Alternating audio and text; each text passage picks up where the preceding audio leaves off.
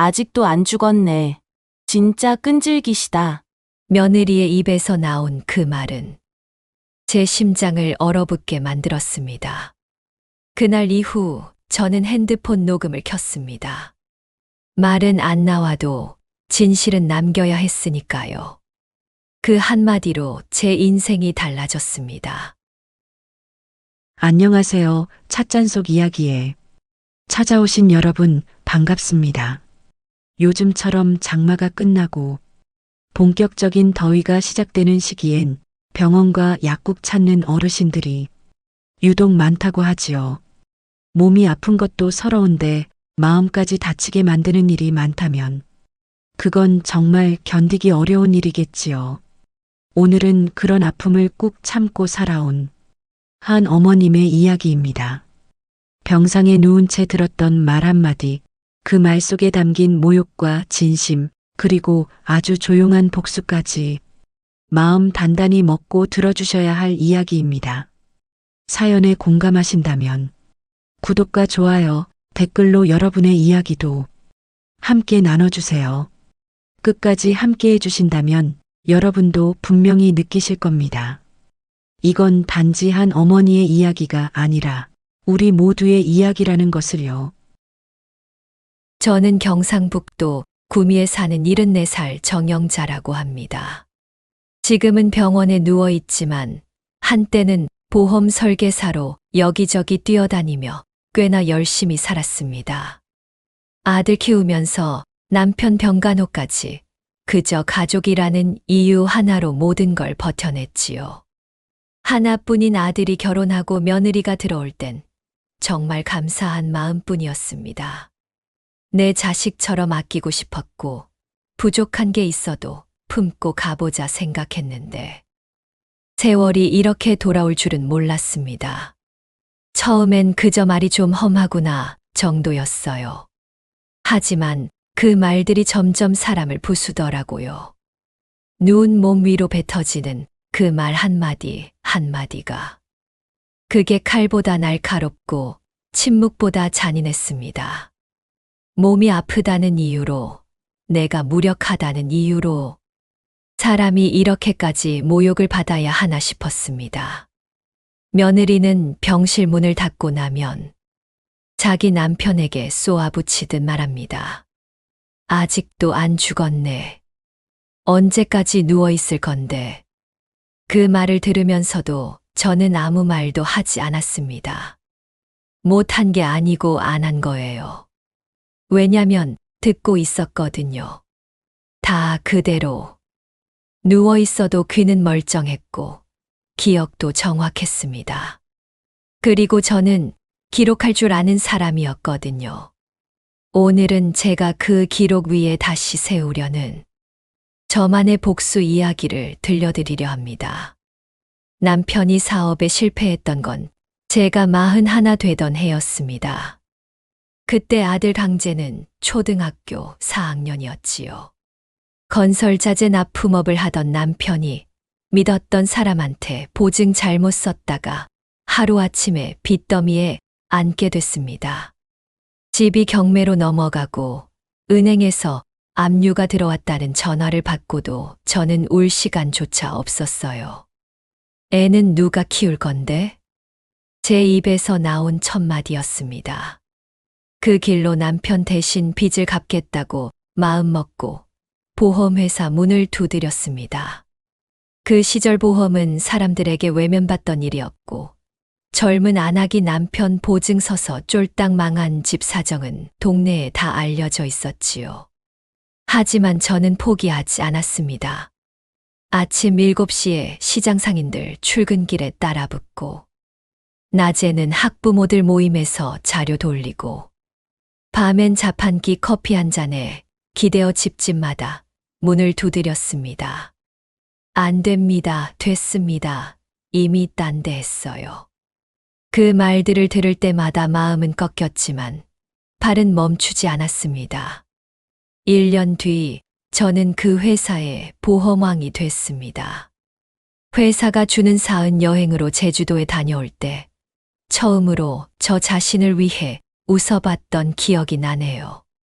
그렇게 5년. 저는 남편 대신 집을 다시 샀고, 빚도 다 갚았습니다. 남편은 마음고생이 심했던지, 간암 판정을 받고 투병에 들어갔고, 3년을 병원에 모시며 지극정성으로 간병했습니다. 영자야, 내가 진짜 미안하다. 너한텐 빚만 남겨줬네. 남편은 병실에서 그렇게 말했습니다. 당신 덕에 아들 잘 키웠고, 이 집도 지켰어요. 저는 웃으며 대답했지만, 그 말 뒤로 참았던 눈물이 왈칵 쏟아졌지요. 남편이 떠난 후, 그의 보험금 일부와 제가 모은 퇴직금이 모여 그럭저럭 노후는 걱정 없겠다 싶었습니다. 아들 강재는 대학까지 장학금으로 다녀서 저는 그 아이 키운 보람 하나로 살았다고 해도 과언이 아닙니다. 군대 갔다 와선 멀쩡한 직장도 잡았고 결혼도 제가 전세금 보태줘서 시켜줬습니다. 며느리 보경이는 말수가 적고 얌전해 보여서 마음에 들었지요. 첫 만남 때도 허리 숙여 인사하는 모습에 참 반듯하다 싶었습니다. 결혼식 날 남편 영정 사진을 들고 아들 옆에 섰던 제 손이 얼마나 떨렸는지. 그 손을 꼭 잡아주던 아들의 눈가가 반짝이던 걸 아직도 기억합니다. 그렇게 저는 남편 없이 아들 하나만 믿고 살았습니다. 살림도 최소한으로 하고 재산도 아직 제 명의로 유지한 채. 혹시 아들이 힘들어질까봐 현금도 조금씩 모아뒀습니다.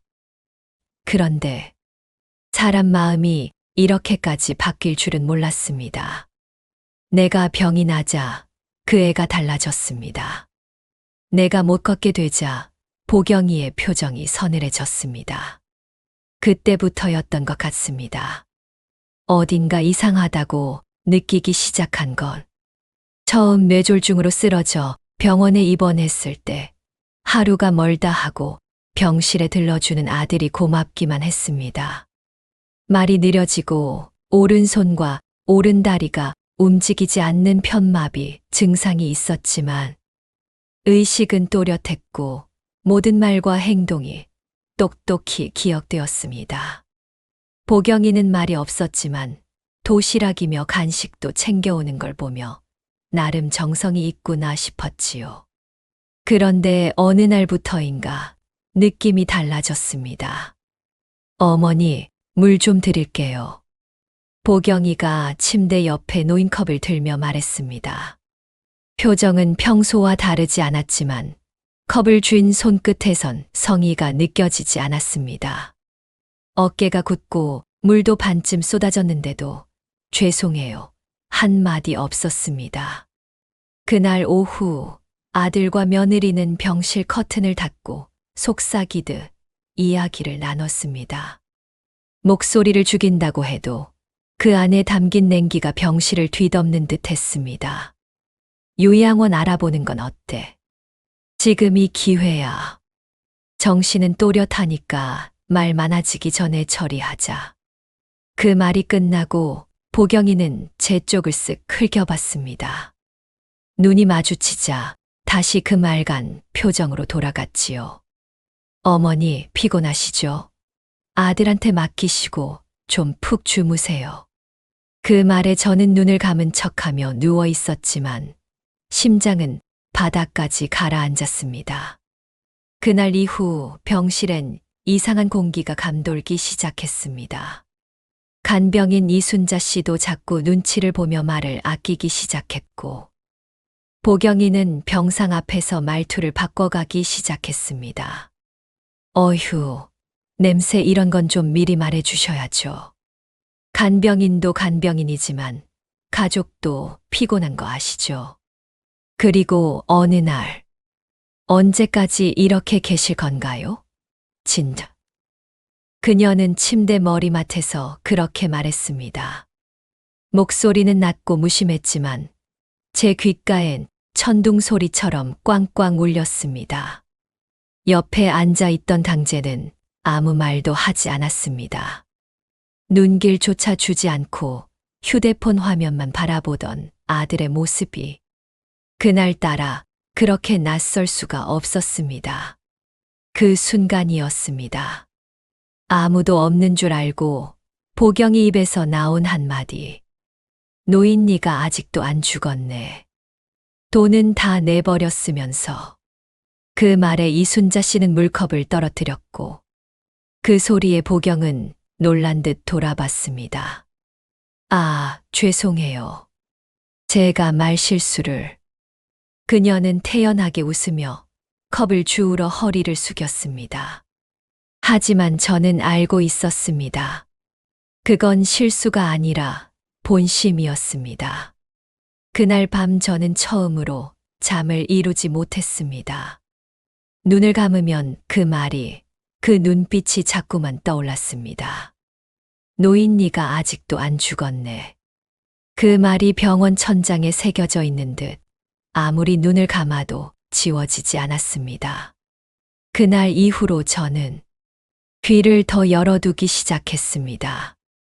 말을 줄이고 눈을 감은 척하면서 그들의 말과 행동을 기억하기 시작했습니다.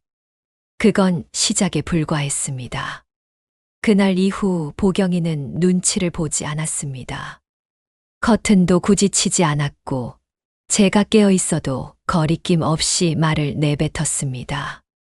간병인도 사람인데 이런 환자 하나 보는데 월급이 너무 세죠. 그쵸. 그녀는 이순자 씨가 침 닦는 걸 놓치자 소리 없이 인상을 찌푸렸습니다.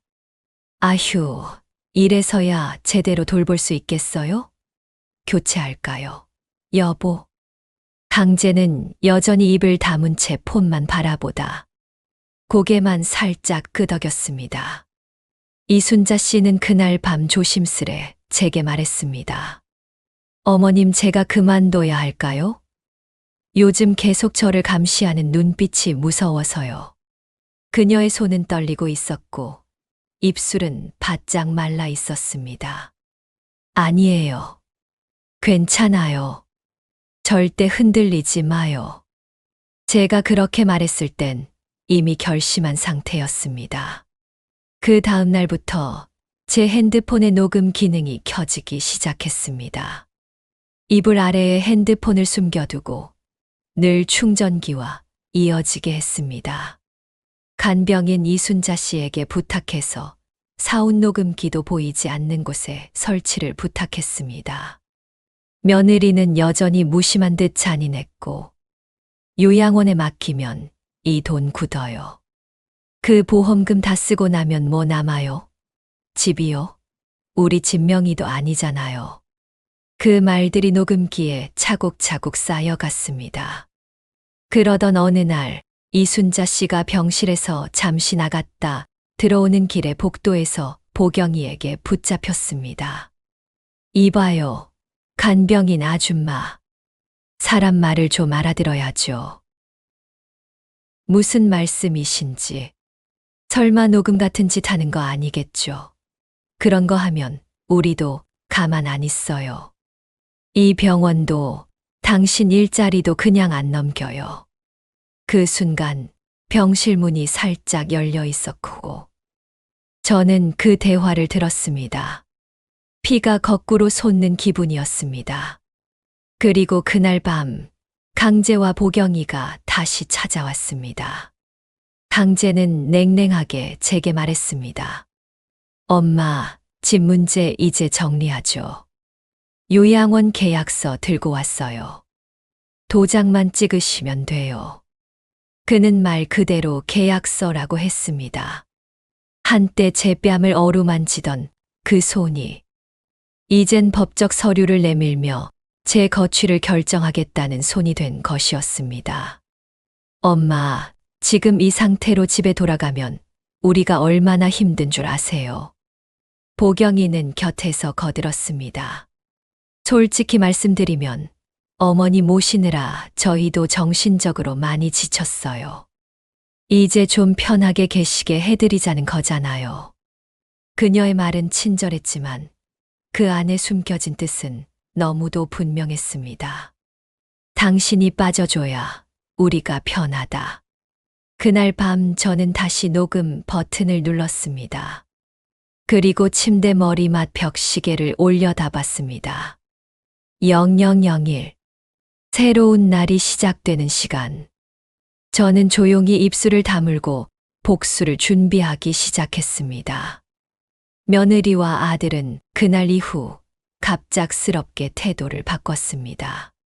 강재는 출근 전에 들러 제 손을 한번 꼭 잡고 갔고, 보경이는 과일을 깎아 제 입에 넣으며 살갑게 웃었습니다. 어머니, 요즘 어떠세요? 좀 편해지셨어요? 강재랑 얘기해봤는데 어머니 뜻 존중하기로 했어요. 순간 저는 고개를 끄덕이긴 했지만 속으로 생각했습니다. 얘들이 왜 이러지? 이순자 씨가 조심스럽게 귀띔했습니다. 어머님, 요즘 그분들 병실 들어오기 전에 핸드폰으로 뭘 오래 검색하던데요. 며칠 뒤 강재가 은근히 말을 꺼냈습니다.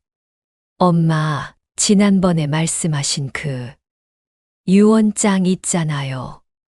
지금이라도 정리해 두시는 게 좋을 것 같아서요.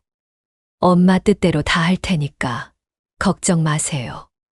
그 말에 저는 억지로 미소 지으며 고개를 끄덕였습니다. 보경이는 그 옆에서 조용히 제 눈치를 살폈습니다. 며칠간의 평화.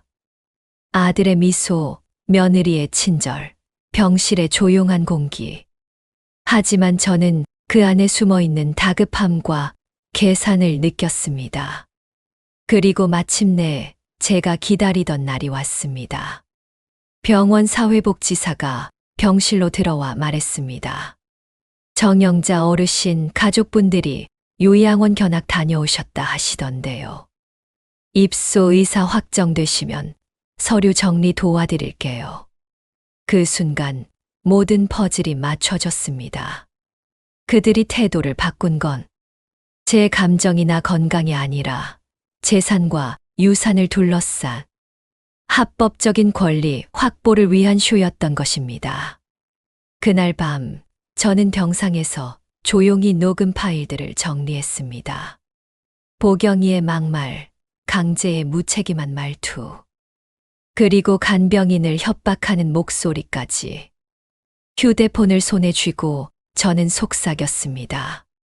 이제 시작이네. 며느리와 아들은 점점 더 부드러워졌습니다.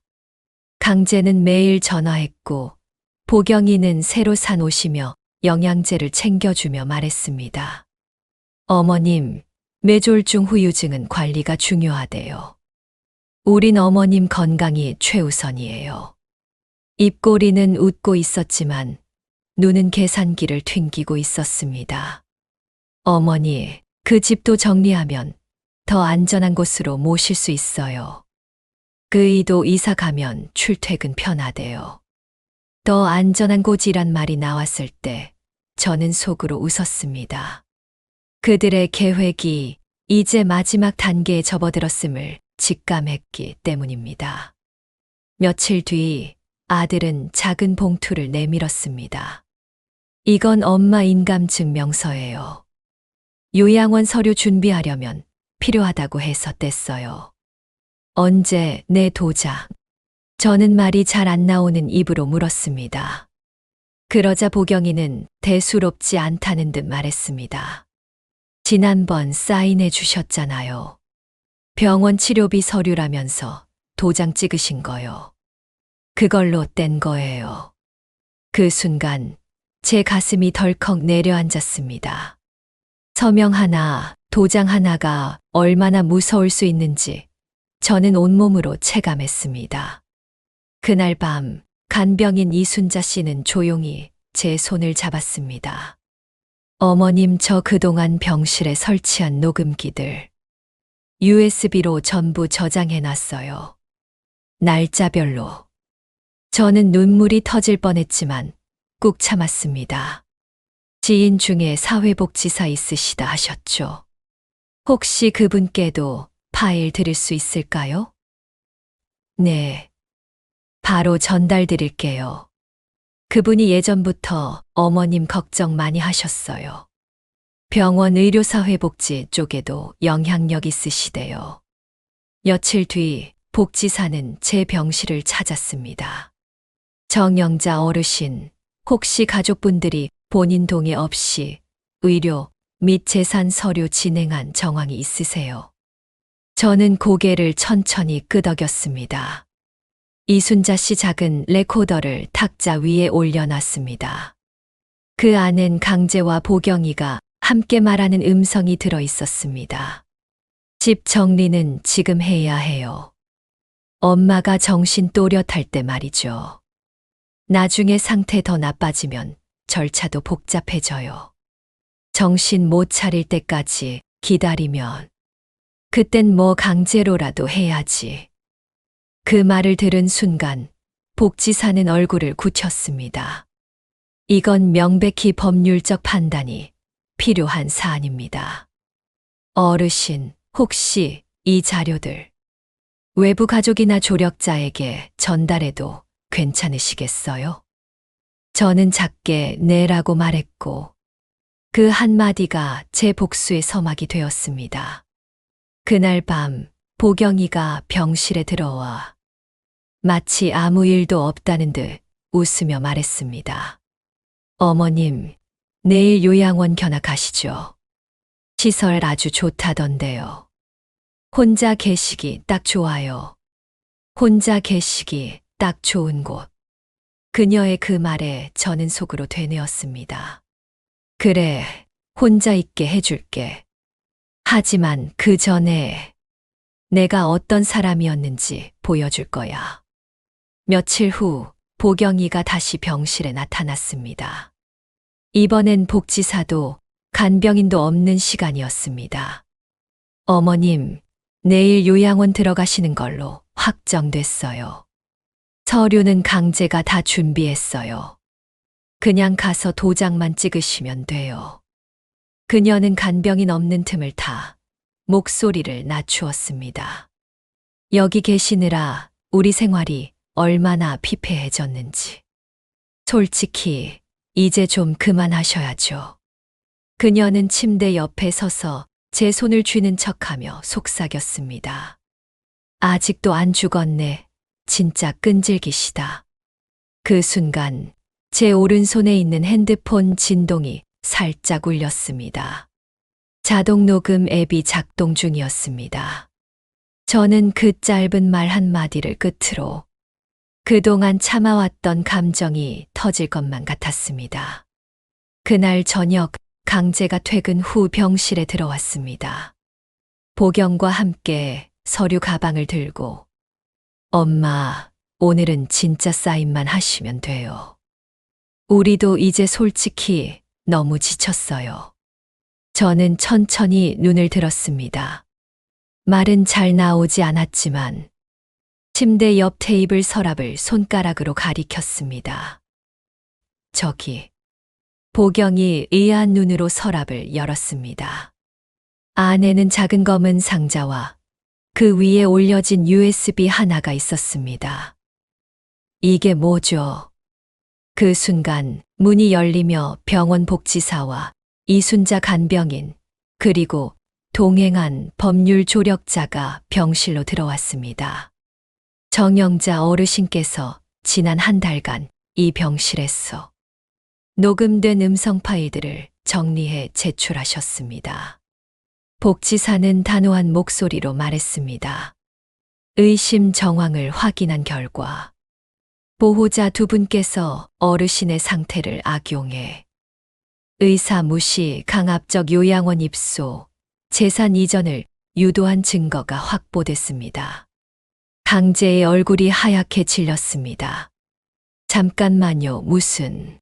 보경이는 갑자기 목소리를 높였습니다. 이거 누가 조작한 거예요? 이거 불법이에요. 사생활 침해라고요. 그러자 복지사가 차분히 말했습니다. 병실 내 본인의 상태를 스스로 기록한 자료는 법적 효력이 있습니다. 또 해당 발언들은 명백한 재산 침해 및 정서적 학대에 해당됩니다. 그 순간 저는 말없이 고개를 돌려 침대 머리맡의 벽시계를 바라봤습니다. 오후 3시 15분. 제 인생에서 처음으로 누군가가 내 편이 되어준 시간이었습니다. 보경은 복지사에게 항의하며 소리를 질렀고, 강재는 조용히 고개를 숙인 채 가방을 들었습니다. 엄마, 그게 아니라. 하지만 저는 그에게 눈길조차 주지 않았습니다. 보경이의 얼굴은 분노로 물들어 있었고, 강재는 그 옆에서 어쩔 줄 몰라 하며 고개만 숙이고 있었습니다. 시어머니가 그 말을 다 녹음했다고요? 어머니, 그거 불법이에요. 허락도 없이. 그녀는 오히려 제가 잘못한 것처럼 목소리를 높였지요. 그 순간 저는 오히려 마음이 차분해졌습니다. 이 사람들이 지금 무서워하고 있다는 걸 느꼈거든요. 내가 그동안 지켜왔던 침묵이 이제는 내 무기가 되었단 사실에 내심 씁쓸하면서도 이상하게 담담했습니다. 허락 없이 내 앞에서 그런 말을 했던 건 너였다. 제가 어렵게 말했더니 보경은 제 말을 끊으며 비웃었습니다. 그럼 어쩌시려고요? 병원에서 뭐라도 하게요. 그 말이 끝나기 무섭게 병실 문이 열리고 병원 측 조사 담당자가 들어왔습니다. 그들은 조용히 인사를 하고 저에게 말했어요. 정영자 어르신, 요청하신 보호신탁 절차와 후견 변호인 연계가 오늘부터 시작됩니다. 그 말을 듣자 보경의 눈빛이 흔들렸습니다. 어머니, 진짜 이러실 거예요. 아들 일까지 망치고 싶으세요? 그녀의 말에 저는 대답하지 않았습니다. 대신 간병인 이순자 씨 쪽으로 시선을 옮겼고 그녀는 제 손을 잡아주었습니다. 그날 밤 저는 혼자 병실에 누워 천장을 바라보다가 생각했어요. 나는 왜 이렇게 늦게 나를 지키게 됐을까? 그 후 며칠 동안 보경과 강재는 병원에 나타나지 않았습니다. 그러나 병원 측은 제 말을 진지하게 받아들였고 정식 절차가 진행되면서 보호신탁 계약이 체결되었지요. 누구도 제 의사 없이 제 재산을 건드릴 수 없게 된 겁니다. 그리고 그날 이후 복지사님이 조심스럽게 제게 물었습니다. 어르신, 이 사실을 외부에 알리고 싶으신가요? 언론이나 고발 채널 등 선택하실 수 있습니다. 저는 짧게 대답했습니다. 해야죠. 나만 겪은 일이 아니니까요. 다음 날부터 변호인과 복지사, 병원 윤리위가 함께 움직였고 병원 내 정서적 학대에 대한 보고서, 녹음 파일, 그리고 보호신탁 절차 관련 자료들이 하나씩 정리되었습니다. 이 모든 걸 지켜보며 저는 지금 이 싸움은 단지 나 개인의 문제가 아니라는 걸 확신하게 되었어요.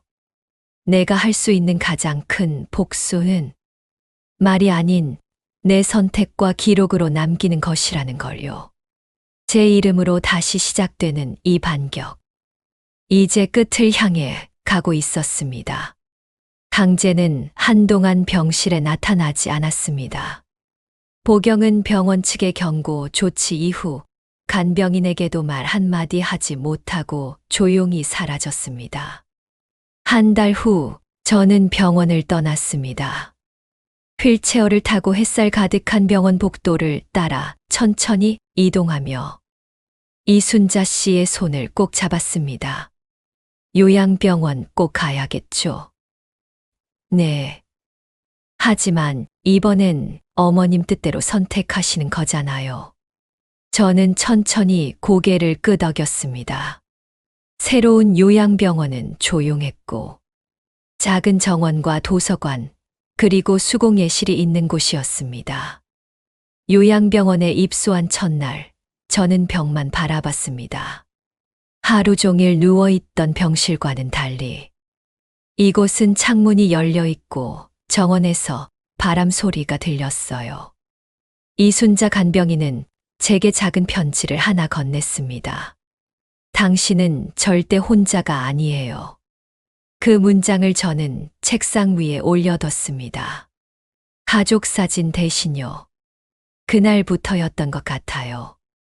내가 엄마나 아내가 아닌 이름으로 존재해도 괜찮다는 생각이 든 건. 며칠 후 간호사가 조심스럽게 물었습니다. 어르신, TV에 나오던 그 학대 사건 혹시 어르신 이야기 아니세요? 저는 잠시 웃다가 말했어요. 아니에요. 그 여자는 다 잊었어요. 하지만 제 마음속에선 분명히 무언가가 자라나고 있었습니다. 가만히 있으면 이건 나만의 일이 되어버릴지도 몰랐어요. 그래서 다시 변호사에게 연락했습니다. 부탁드렸던 자료 다 정리되었나요? 변호사는 준비된 서류를 조용히 전달했습니다. 병원과 가족 간의 연락 기록, 녹음 파일, 입증 자료 모두 확보됐습니다. 언론 노출도 선택하실 수 있습니다. 저는 잠시 숨을 들이켰습니다. 그리고 말했어요. 이건 나 혼자만의 싸움이 아니에요. 다른 어른들도 이런 일 겪지 않게 하고 싶어요. 며칠 뒤 뉴스에 보도가 나갔습니다. 부동산 강탈 시도와 정서적 학대 혐의로 고발된 가족 사건이라는 제목으로요. 그 안엔 병상에서 욕설을 들은 내 육성 녹음도 포함됐고, 도장을 몰래 받아 인감 서류를 뗀 정황까지 담겨 있었습니다. 인터뷰엔 이순자 씨의 목소리도 실렸습니다. 어머님은 의식이 또렷하신데 말을 못 하신다는 이유로 무시당하고 결정권도 빼앗겼어요. 그 이야기가 전국으로 퍼져나갔습니다. 그리고 병원 측과 복지사도 함께 윤리검토 요청서를 제출했죠. 보경은 다니던 보험회사에서 징계를 받았다고 들었습니다. 고령 환자 가족으로서의 책임을 저버린 언행이었다고요. 강재는 회사에서 징계 위기에 몰리고 사람들에게 손가락질을 받기 시작했습니다. 이젠 그들이 날 부르던 엄마라는 말이 사라졌습니다. 하지만 이상하게도 저는 조금도 슬프지 않았습니다. 그 단어에 진심이 없었다는 걸 이제야 알았으니까요. 저는 요양병원에서 매일 글을 썼습니다. 손에 힘이 오래 가지 않았지만 하루에 2~3문장이라도 꼭 적었습니다. 이야기를 남기고 싶었거든요. 내가 누구였고 무슨 일을 겪었는지를요. 가끔은 이순자 씨에게 메모를 건넸습니다. 이건 내 회고록에 넣을 거예요. 말로 못한 인생, 글로라도 남겨야죠. 그녀는 말없이 고개를 끄덕였습니다. 그 조용한 응원이 저를 지탱해줬어요. 한 달쯤 지나고 지역복지센터에서 노인권 인식 개선 캠페인에 초청받았습니다. 처음엔 망설였지만 결국 휠체어를 타고 그 무대에 올랐습니다. 내가 말 안 되는 사람 아니에요. 들었고 기억했고 지켜봤어요. 말은 느렸지만 그 누구보다 또렷하게 제 마음을 전달했습니다. 그 영상은 방송을 통해 전국에 퍼졌고 사람들은 저를 고요한 복수라 불렀습니다. 반면 보경은 SNS에서 공개적으로 비난을 받았고 억울하다며 법적 대응을 시도했지만 법원은 제 녹음 자료의 정당성을 인정했습니다. 그녀는 결국 회사를 그만두고 지역을 떠났다고 들었습니다. 강재는 직장을 그만두고 혼자 살고 있다더군요. 그들에게 남은 건 이제 아무도 따뜻하게 불러주지 않는 이름뿐이었습니다. 하지만 저는 매일 아침 정원을 거닐었고 이순자 씨와 함께 매실청을 나눴습니다. 그리고 병실 문 앞에는 작은 종이가 붙어 있었죠. 말은 느려도 생각은 누구보다 빠르게 합니다. 누가 적었는지 몰라도 모두 저를 보고 웃으며 지나갔습니다. 그렇게 저는 조용하지만 강한 사람으로 알려졌습니다. 어느 날 이순자 씨가 물었습니다. 어머님, 후회 없으세요? 창밖을 바라보다가 대답했어요. 후회. 그 사람들한테 속았던 것도, 용서했단 착각도 다 후회는 안 해요. 왜냐면 그날 이후로는 내가 나로 살았으니까. 제가 저로 살아낸 그 시간이 그 무엇보다 소중했습니다. 요양병원에 온 지 2달이 넘었습니다. 처음엔 병만 바라보며 하루를 보냈는데, 이제는 아침마다 창문을 열고 햇살을 기다립니다. 정원에서 바람이 불고 음악 치료가 열리고 봉사자들이 책을 읽어주는 날이면 저는 조용히 고개를 끄덕이며 듣습니다. 이순자 씨는 여전히 일주일에 3번 제 옆에 앉아 매실청을 나누고 손톱을 다듬어 줍니다. 고마워요. 그날 내 말에 귀 기울여줘서. 그녀는 말했습니다. 말로 하지 않으셨어도 어머님 눈이 다 말하고 있었어요. 저는 매일 일기를 쓰고 종이학을 접습니다. 이제는 주변 어르신들에게도 접는 법을 알려줍니다. 병원 1층 벽에는 제가 만든 종이학이 가득 붙어 있고 사람들은 정영자의 벽이라 불러줍니다. 어느 날 병원 게시판에 편지 한 통이 붙었습니다. 엄마, 죄송해요. 진심으로 용서받을 수 있을지 모르겠어요. 그 글씨체 강제였습니다. 저는 편지를 한참 바라보다가 말없이 눈을 감았습니다. 그리고 간호사에게 말했어요. 저 편지 떼지 말고 그냥 놔둬요. 누가 썼든 그 사람 마음 누군가는 알아야 하니까요. 하루는 간호사가 물었습니다. 어르신, 그 힘든 시절 지나고 지금 어떤 마음이세요? 저는 천천히 대답했어요. 그땐 참 서러웠지만 지금은 괜찮아요.